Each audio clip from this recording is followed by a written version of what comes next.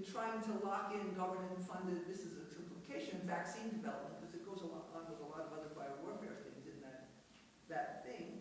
And this is a picture of a WHO guy on a gravy train, and you've got the M-pox and the smallpox and the big pox and the crock pox, and all the crowd is saying no in a whole lot of different languages, because the current round of negotiations that was just this week has basically failed for the moment, because they didn't even have the papers ready that were supposed to be done 4 months ago.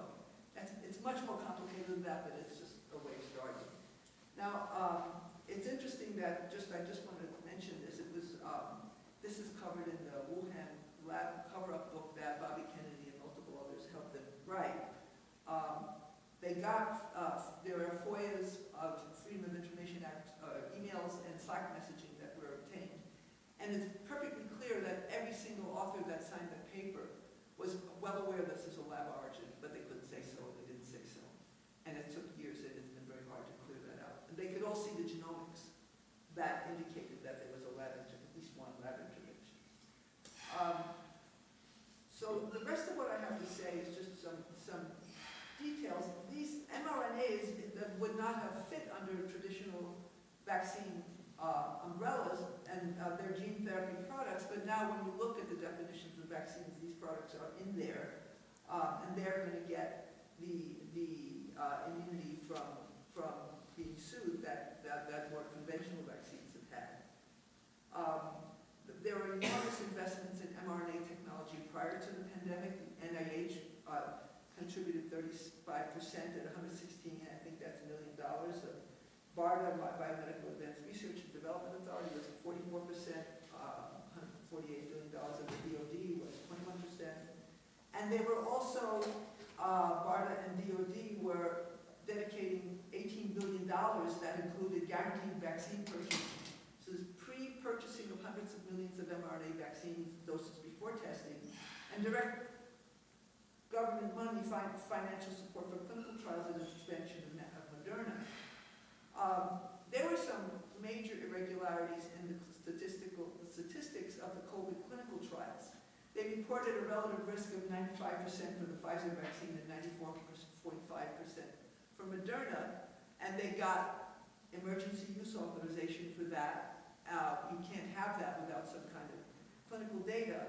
And but they omitted the absolute risk statistics, which showed risk reductions that were very much lower. There were also thousands of people in those studies who did not have clear COVID. They had suspicion of COVID. And when you take all of this morass of findings, the real improvement was maybe 17%, which is below the 50% that was required that is required for regulation, but the FDA conveniently did not think about that. Now, another thing about emergency use authorization, which you may or may not know, is that you have to have that to release a drug in a setting of emergency, and the EUA cannot be granted if there are existing treatments that are effective, and that's where the smear against ivermectin and hydroxychloroquine came from.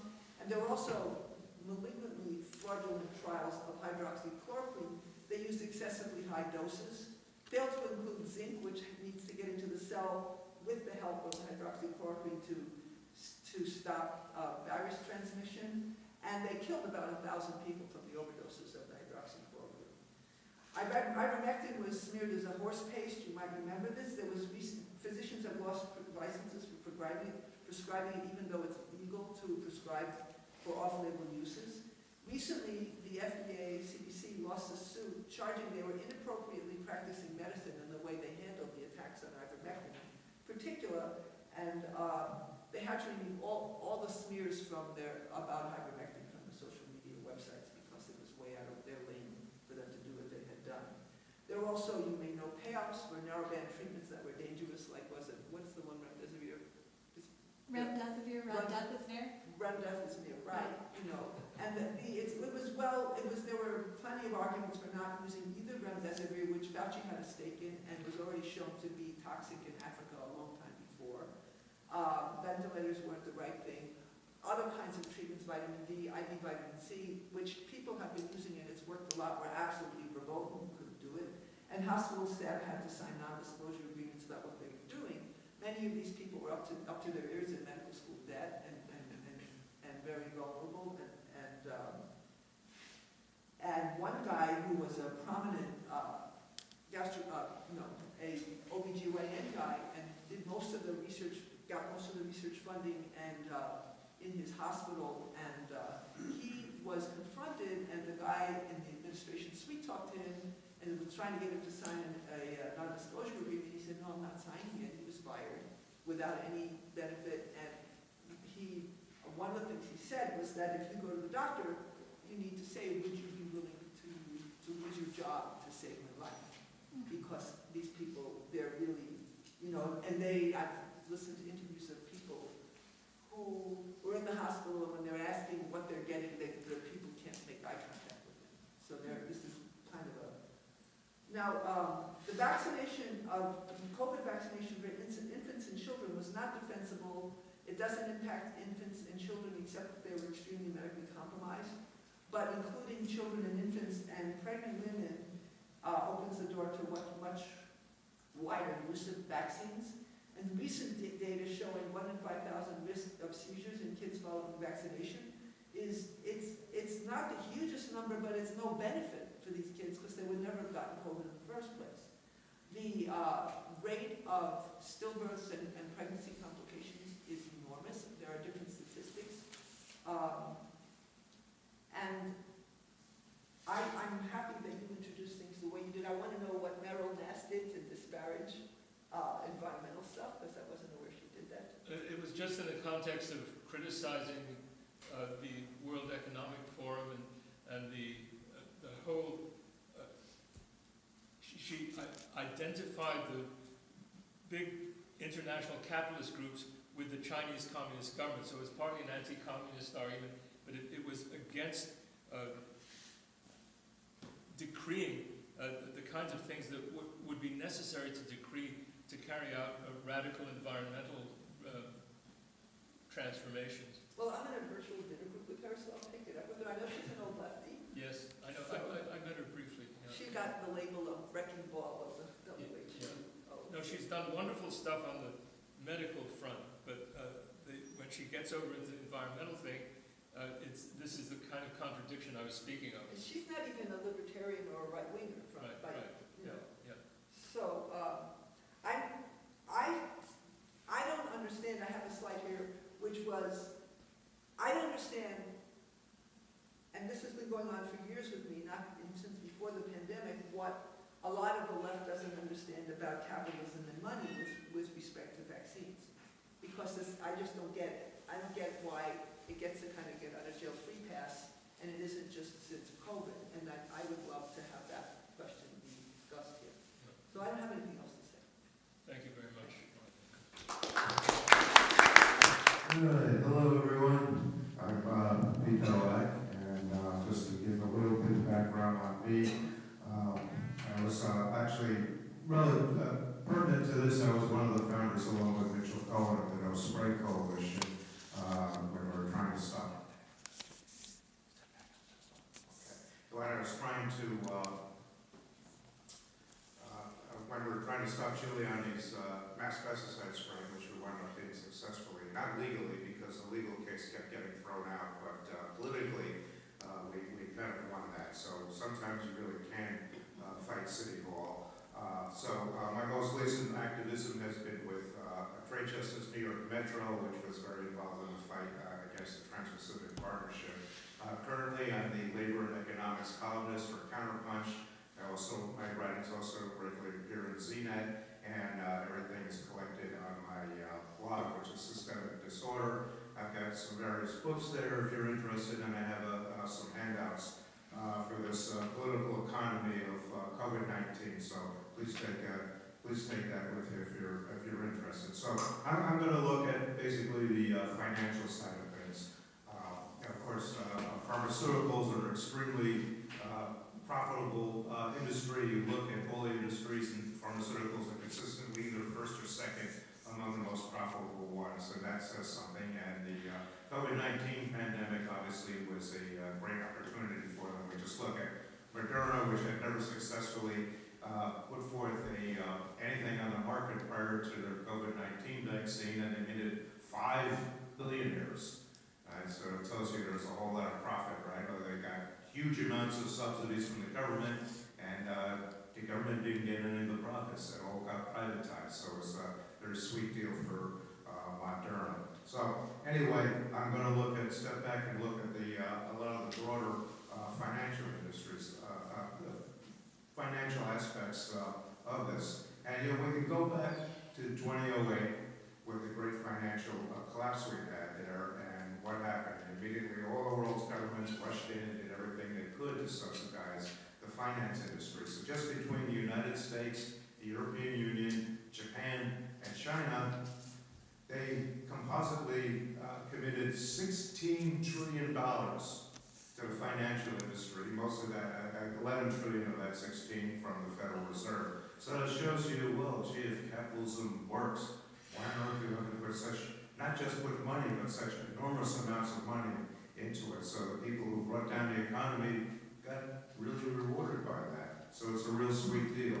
So we advance a few years, we get to 2020, the pandemic comes on, and again, whatever your position is on vaccines, whether you believe that that COVID-19 was manufactured or was a natural thing coming out of zoological processes, because there are a series of coronaviruses that arise before that. Regardless of what your position is on those issues, it was a very good opportunity for the world's billionaires, and especially for finance capital.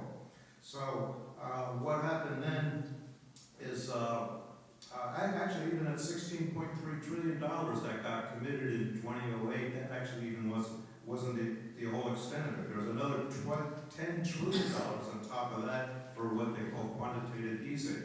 And what that was is the only way they could keep the financial system propped up was to go in and intervene, and so the world's financial central banks, not only the Federal Reserve, but the Bank of Canada, the Bank of Japan, the Bank of England, and the European Central Bank, et cetera, all stepped in and started buying up bonds and all kinds of debt to keep things to go. So in just a matter of a couple of years, the world's central banks, this is not a commitment, they've actually spent another $10 trillion just on quantitative easing. Right? And we get down to 2020 there, and we went through the same thing again there. So what happened then is the first 2 years after the pandemic struck, another $9 trillion, $9.5 trillion was spent on quantitative easing. So basically what we're talking about that compositely through this period, we're talking about $20 trillion, trillion as in 1,000 billion dollars. Now every time they, when it comes to schools, social projects, what have you, infrastructure, there's never any money. But somehow when the financial industry puts its hands out, there's endless sorts of money. Think about that, $20 trillion. What can we do with $20 trillion? So here's a couple of examples here, right? Just in Great Britain, the infrastructure needs in Britain, and their 14 years of Tory rule, everything is falling apart in Britain. I read The Guardian regularly. You read about this every day, right? The underfunding of British infrastructure is less than what the Bank of England spent on its quantitative easing scheme for just 2 years, right? And what can we do here in the United States? We could wipe out all the student debt, fix all the schools, rebuilding the aging water and sewer systems, clean up contaminated industrial sites, and repair dams, all of those things, and that would still be less than what the Federal Reserve spent on quantitative easing. And again, all that is just money shoveled into the pockets of finance capital, completely, utterly useless. Right, so again, it depends on, what's our priorities, okay? So the supposed purpose of quantitative easing program, this is what they tell us, is to stimulate the economy by encouraging investment. That the idea of this, or at least what they propagate on there, is that it's a reduction in long-term interest rates, and that therefore those lower interest rates would encourage working people to buy or refinance their homes, encourage businesses to invest more, and drive down the value of the currency, which in turn makes your exports cheaper. But of course, in reality, it doesn't really do any of these things. It just shovels lots of money into the pockets of finance capital here. So, it is not only the U.S. doing it. So this latest $10 trillion that they put in the first 2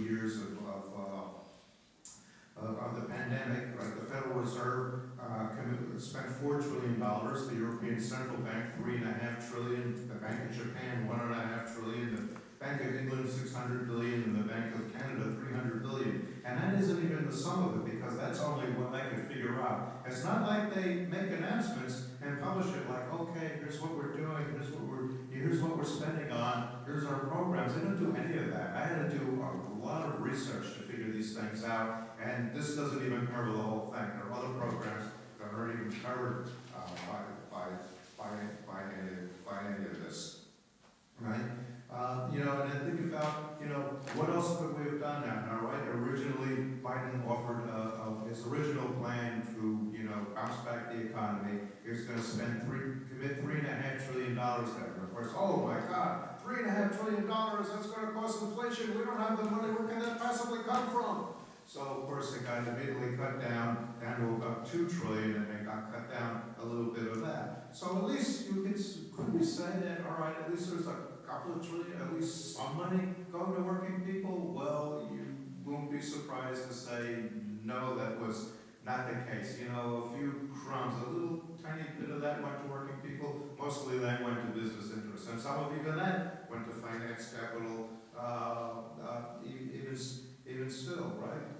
But a little bit scattered there, not as put together as I would like there. So anyway, and of course, where did a lot of that money go? And of course, some of it went to the so-called Paycheck Protection Program, which was designed to okay, you're going to lose your job, so we're going to give your employer some money, and then that employer will give you the money, and you get to stay employed. Well, it sounds good. There was a little bit of that going on, but most of that money got pocketed by the employer. It didn't actually go to the employee. So there's a couple of studies done on this after the fact. And one found that for every dollar that went to somebody's actual wages as an employee, more than $3 went to the business. And another study said for every dollar that went to wages, more than $4 went to employers there. So we kind of got crumbs out of that. So it's this is kind of the results that you would basically expect. So who won out of this? Of course, finance capital, and of course, billionaires. So what happened in the first year of the pandemic? The composite wealth of the world's billionaires went up more than $1 trillion. You're already a billionaire. You don't really need more there. So that's corporate profiteering all for you there. And so I guess the last part that I want to get to is just sort of getting into where some of the origins of the COVID denials came in. I guess we have some different opinions. There are people out there who think COVID-19 wasn't real.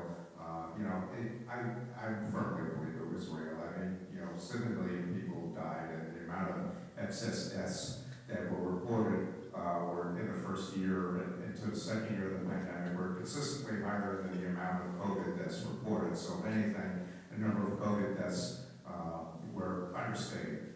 Okay, so that's a separate issue from where we might stand on an issue of vaccines, either vaccines generally or specifically the COVID-19 vaccine. And of course, I'll defer to the medical experts, which is not in their expertise for me. But where did a lot of this COVID denialism comes from? And many of this came from the same extreme right operatives that created the Tea Party. We all remember the Tea Party. And of course, that was, the petty bourgeois in his full fury there. And here we had a lot of the same agenda. So who were some of the people behind some of these, open up so-called demonstrations? And we had Freedom Works, which is the primary organizer of the early Tea Party protests, and the Club for Growth, a notorious libertarian outfit dedicated to eliminating Social Security, and they're all, of course, behind them. And the Club of Growth, it's an ultra-reactionary outfit with connections to the Koch brothers, and they're dedicated to eliminating government-run social benefits. And the head of the Club for Growth, or at least the founder of it, I don't know if he's associated with it anymore, is a character named Stephen Moore. And he's on record with this statement: Social Security is the soft underbelly of the welfare state. If you can jab your spear through that, you can undermine the whole welfare state.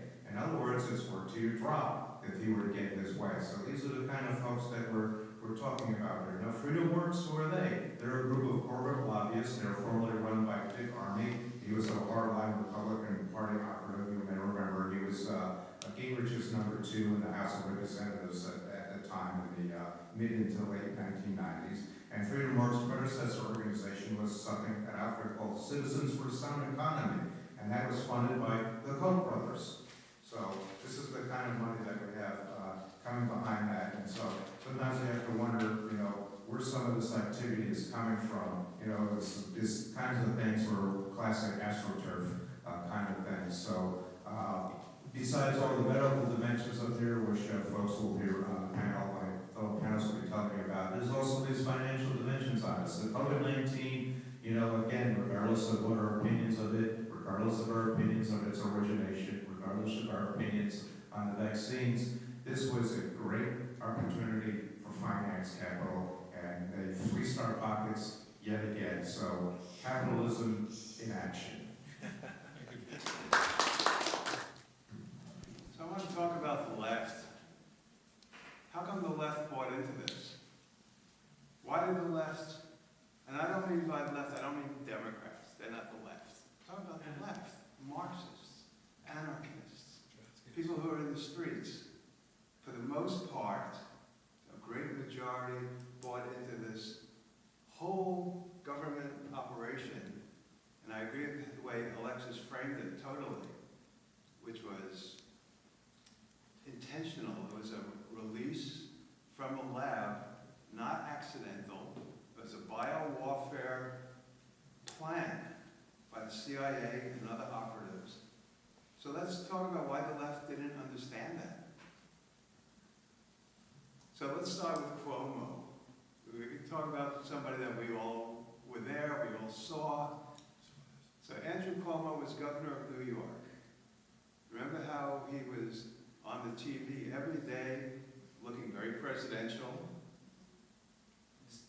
commenting against Trump, demanding more respirators for New York, and how dare Trump, who I can't stand, by the way, I'm not putting in a brief for Trump here, how Trump would not release the respirators that they had in storage.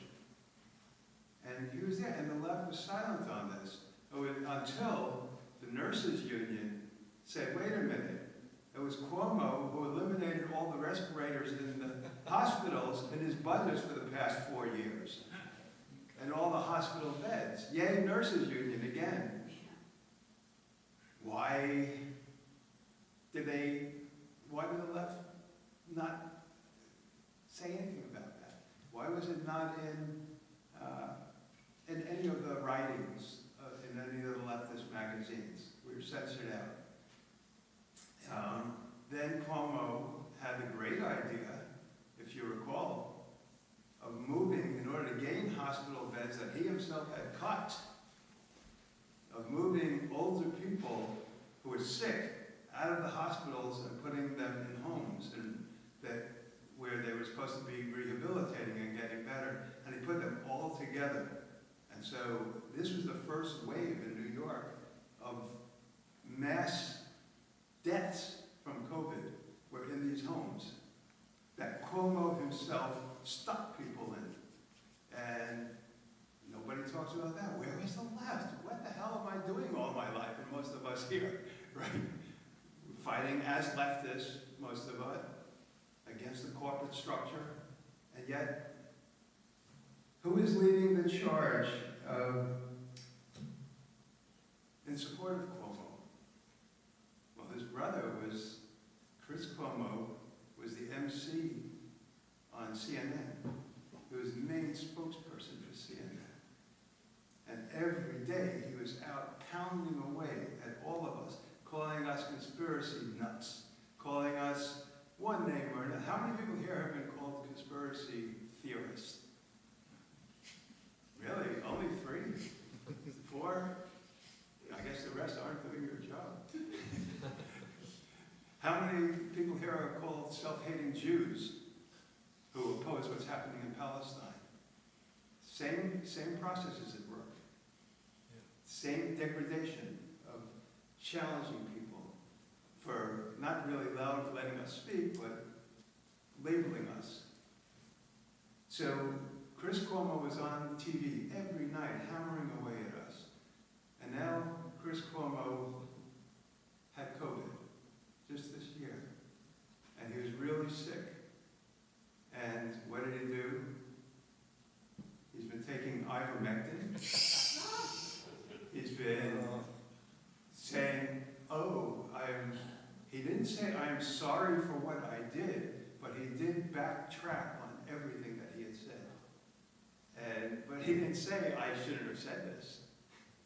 So he was on Tucker Carlson on an interview, and he was on a lot of, so what is the right wing and what is the left wing, and how do we need to redefine these terms that we're all stuck in, right?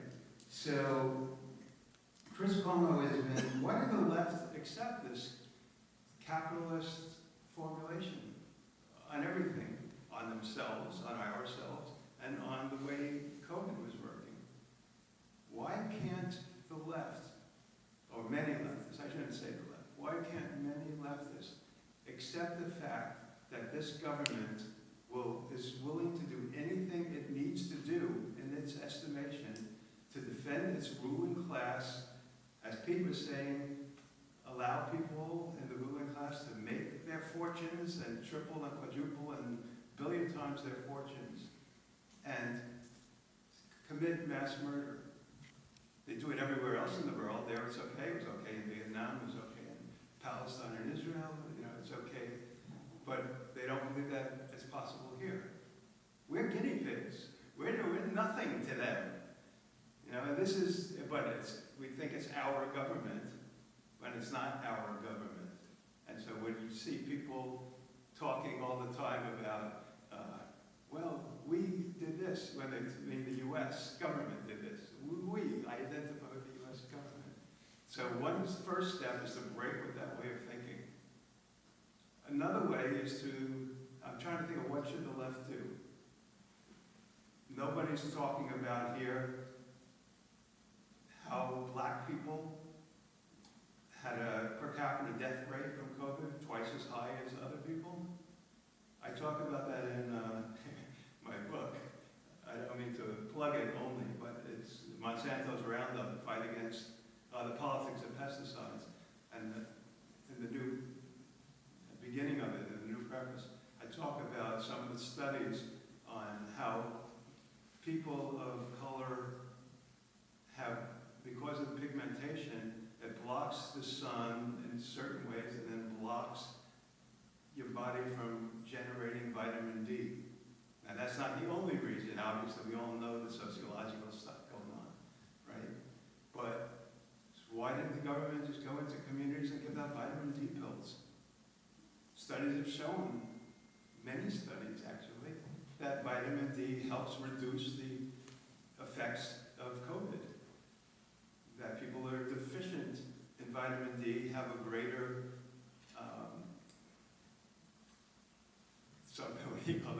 susceptibility to COVID.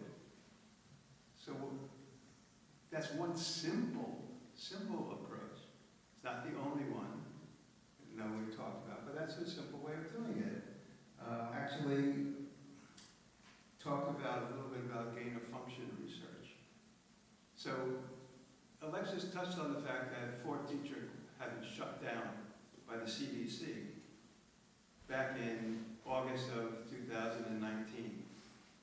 If you knew that, nobody knew that, right?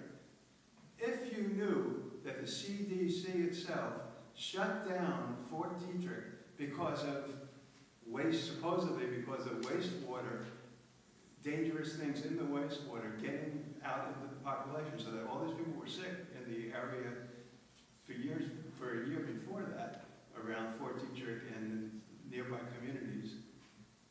So if you knew that, how would that change your opinion on anything? I know some people here, a couple people here, it wouldn't change their opinion for shit. They would still say what they say because they're not being honest about why they take the positions that they're taking. So I've been called a huge number of names. I've been called by friends, been called, you're a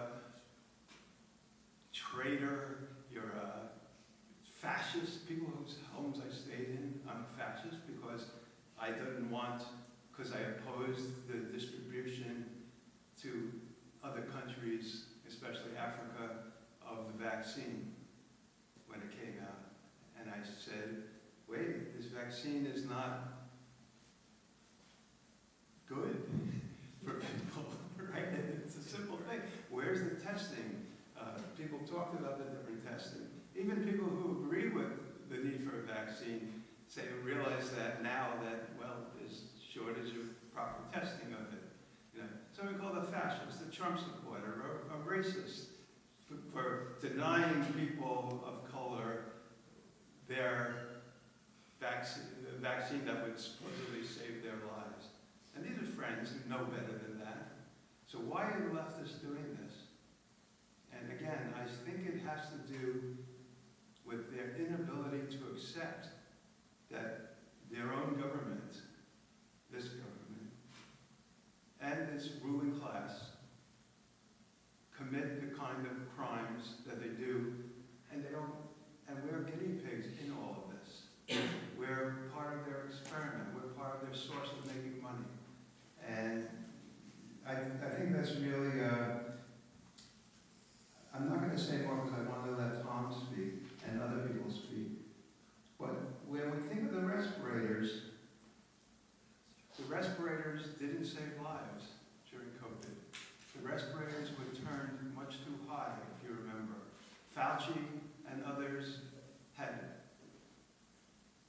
and it was exposed by this Dr. Liddell in Brooklyn, who put out this video that went viral that changed at least how respirators were being used. It was too high a setting, and it was, you couldn't make it that high. I don't know, maybe Martha could talk about it in more detail at some point.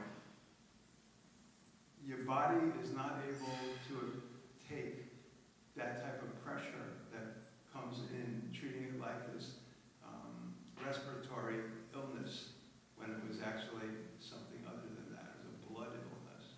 And so I'm going to end with that and let Tom go.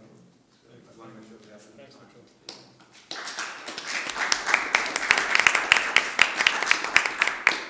Tom Smith. Yes, I'm a former professor at CUNY, adjunct. I've been let go because of partially because of my stand on Palestine, partially because I've spoken in support in class when I've been observed of the Robert F. Kennedy Jr.'s critique of Anthony Fauci's book. I have a Substack account. I do a keyword search for freedom and socialism, if you want more. I'm going to be continuing to some of the other panelists, such as Mitchell, trying to answer Martha's question as to why Big Pharma gets a blank check from the left, which ought to know better. And I think there are two confusions that we've inherited down through the years. One is a confusion of science with scientism. Science is based upon rigorous experimentation to find the truth. It's a method. Scientism is a religion. It's an authoritarian religion which asks us to place our faith in scientists and doctors whether or not they've done the testing, whether they've done the experimentation, which proves that their techniques that they've developed are safe and effective. This is an inheritance from the progressive movement, the professional middle class, at the turn of the last century, which sought an alternative to workers' control socialism because they would lose their privileges and that they still had under capitalism. And so they developed this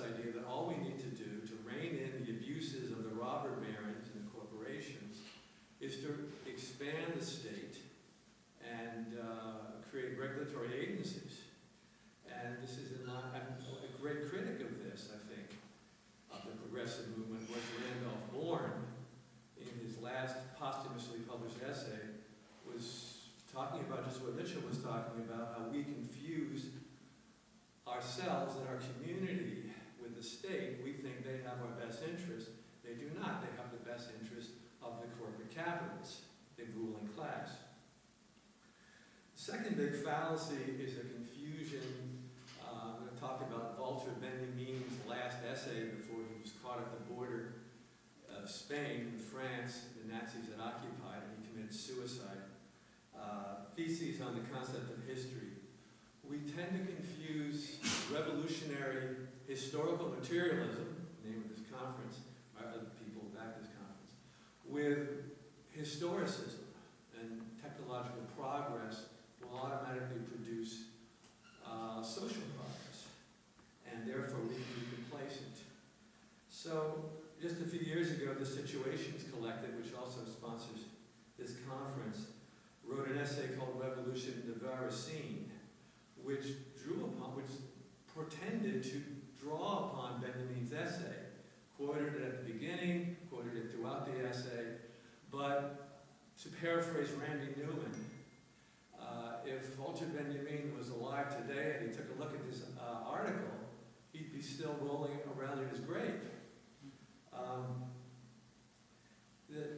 They say that the heavy-handed public health measures were justified. They couldn't be as part of a program to repress the working class because the working class wasn't in rebellion up to the time of the pandemic.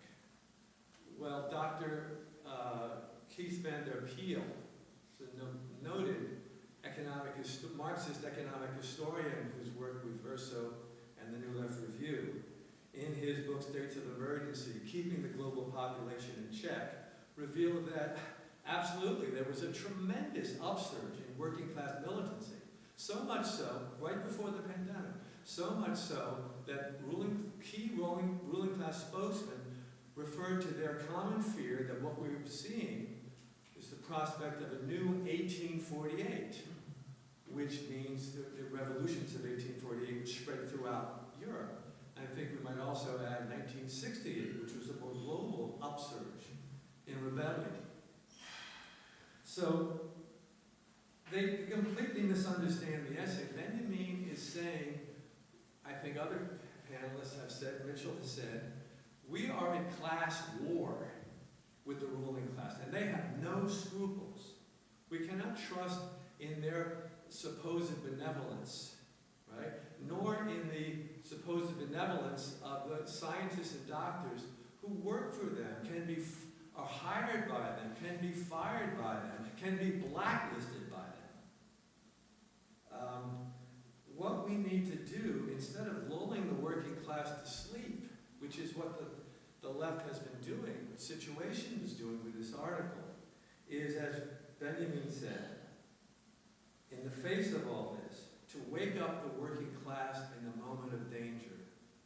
And the moment of danger is now. Email debate with one of the editors at Portside, for example, who treats me as a poor case of someone who's uninformed about medical practice and all these tests that have been done. So I'm especially glad that our panels included someone with medical expertise. This medical expertise needs to be combined with our political analysis to yield something that can, on which we can build and try to unravel this terrible situation in which the right wing has taken advantage of the solid critiques which have been leveled against the established practice. And so the left has missed an opportunity to gain support where it should have.